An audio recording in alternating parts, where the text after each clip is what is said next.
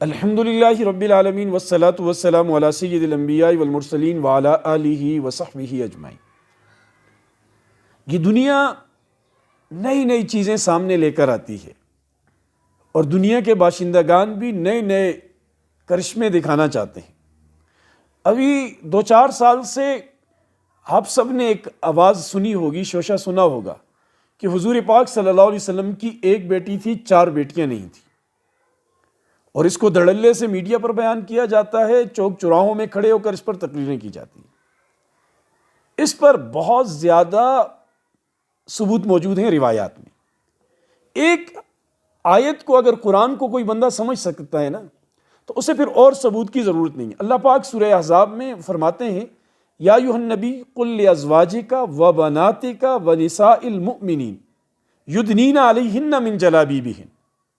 یا ایھا النبی قل لازواجک، اے نبی اپنی بیویوں سے کہیے، ازواج جمع ہے، وبناتک اور اپنی بیٹیوں سے کہیے، بنات بنتن کی جمع ہے، ونساء المؤمنین اور مومن عورتوں سے کہیے۔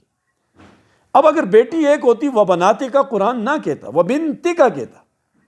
اب جب اللہ پاک نے بناتک فرمایا ہے تو اس کا مطلب یہ ہے کہ حضور کی بیٹیاں ایک سے زیادہ ہیں۔ جمع کا اطلاق کم از کم 2 پر ہوتا ہے۔ پھر اہل سنہ والجماعت کے جو مفسرین ہیں انہوں نے اس ترجمے کو ایسا کیا ہے۔ جو اہل تشیع کے مفسرین حضرات ہیں انہوں نے بھی ترجمہ بناتک کا بیٹیاں کیا ہے۔ اسی طرح ترجمہ کیا ہے تقریباً سب اردو مفسرین نے کہ حضور آپ کہہ دیجیے اپنی بیویوں سے اور اپنی بیٹیوں سے۔ کسی نے بھی یہ ترجمہ نہیں کیا اپنی بیٹی سے۔ اس کا مطلب کیا ہے کہ اس زمانے میں یا آج سے کچھ عرصہ پہلے تک اس قسم کی کوئی بات ہی نہیں تھی کہ ایک بیٹی ہے اور 4 نہیں ہیں، 3 حضور حضرت خدیجہ ساتھ لے آئی تھی۔ کس قسم کی باتیں یہ لوگ کرتے ہیں۔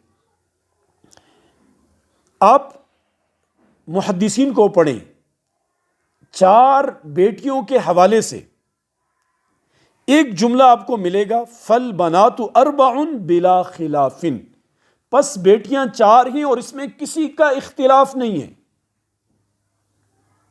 یہ امام ابن عبد البر، عبد الغنی، امام نووی و دیگر سب نے اس بات کو لکھا ہے کہ بیٹیاں 4 ہیں بلا خلاف، بغیر کسی خلاف اختلاف کے، یعنی متفقہ مسئلہ ہے یہ امت کے تمام فرقوں کا۔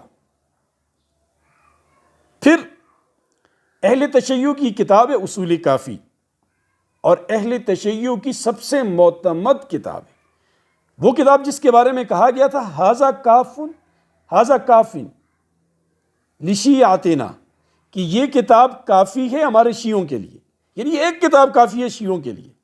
اس کتاب کی کئی مقامات پر اس بات کا ذکر ہے، صفحہ نمبر 14 میں بھی، صفحہ نمبر 278 میں بھی، کہ بعثت سے قبل،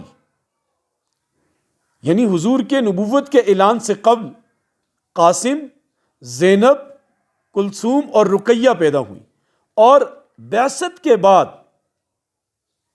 طیب، طاہر اور حضرت فاطمہ پیدا ہوئی۔ یہ اصول کافی کے اندر اس کا ذکر ہے۔ پھر ان کی کتاب ہے مرآۃ العقول، یہ اصول کی شرح ہے۔ اس کے صفحہ نمبر 352 پر یہی چیز انہی لفظوں میں موجود ہے۔ حیات القلوب فارسی کی ان کی بڑی مشہور معتمد کتاب ہے، اس کے صفحہ نمبر 559 جلد نمبر 2 پر تفصیل سے اس پر گفتگو کی گئی ہے کہ حضور کی 4 بیٹیاں ہیں، کہ بعثت سے پہلے کون سی پیدا ہوئی اولاد اور بعثت کے بعد کون سی پیدا ہوئی۔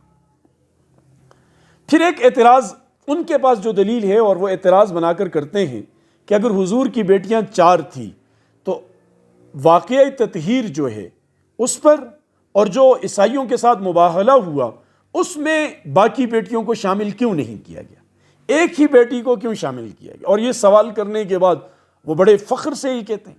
اس کا تو بہت آسان جواب ہے بھائی۔ وہ جواب یہ ہے کہ یہ 2 واقعات، یہ جو تطہیر کا واقعہ یہ 9 ہجری میں پیش آیا، اور یہ جو مباہلہ کا واقعہ ہے جو عیسائیوں کے ساتھ، نجران کے عیسائیوں کے ساتھ مباہلہ ہوا تھا حضور نبی پاک صلی اللہ علیہ وسلم کا، یہ 10 ہجری میں ہوا۔ اور حضور کی باقی 3 بیٹیاں حضرت زینب، حضرت ام کلثوم اور حضرت رقیہ رضی اللہ تعالی عنہن ان کا انتقال دنیا سے رخصتی 9 سے پہلے ہوئی ہے۔ اب جب وہ دنیا میں ہے ہی نہیں تو حضور ان کو کیسے ساتھ لاتے؟ ایک بیٹی فاطمہ موجود تھی، ساتھ لائے، ان کی اولاد حسن حسین موجود تھے، ساتھ لائے، اور علی موجود تھے، ان کو حضور ساتھ لے کر آئے۔ تو اس لیے اب یہ اعتراض بھی باقی نہیں رہتا، نہیں رہنا چاہیے۔ ہم پھر افضل کون ہے ان بیٹیوں میں؟ ان 4 بیٹیوں میں افضل بیٹی کون سی ہے جس کو بڑا مقام حاصل ہو، جس کو فضیلت حاصل ہو؟ تو 3 روایتیں میں آپ کے سامنے رکھتا ہوں۔ ایک روایت میں نبی پاک صلی اللہ علیہ وسلم نے حضرت فاطمہ سے فرمایا کہ بیٹی کیا تو راضی نہیں کہ تو سیدۃ نساء العالمین، کہ تو سارے جہانوں کی عورتوں کی سردار؟ تو حضرت فاطمہ نے عرض کی کہ ابا جان، پھر حضرت مریم کا کیا مقام ہے؟ تو آپ صلی اللہ علیہ وسلم نے فرمایا وہ اپنے زمانے کی عورتوں کی سردار تھی،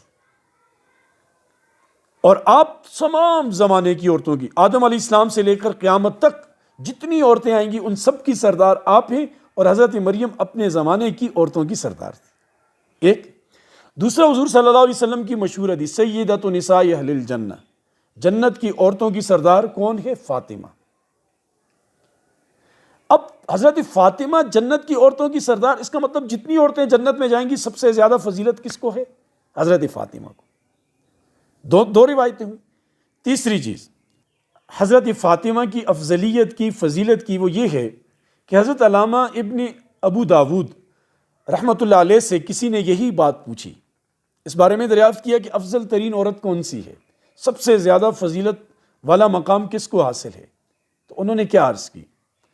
انہوں نے کہا کہ حضرت فاطمہ کو نبی پاک صلی اللہ علیہ وسلم نے اپنے جسم کا ٹکڑا قرار دیا ہے، تو میں کسی کو حضور کے جسم کے ٹکڑے کے برابر کیسے کر سکتا ہوں؟ کمال کی بات کی، یقین کریں۔ اور وہ روایت تھی ان کی نظر کے سامنے تھی، بخاری کی، مسلم کی، جس میں حضور علیہ السلام نے فرمایا کہ فاطمہ میرے جسم کا حصہ ہے، جس نے اس کو ناراض کیا اس نے مجھے ناراض کیا۔ تو خلاصہ کلام یہ نکلا کہ حضور کی بیٹیاں 4 ہیں، چاروں محترم، مکرم، معزز، بلند و بالا ہیں، اور تمام عورتوں کی سردار، سب سے زیادہ فضیلت رکھنے والی وہ حضرت فاطمہ رضی اللہ تعالی عنہا ہے۔ اللہ پاک عمل کی توفیق نصیب فرمائے۔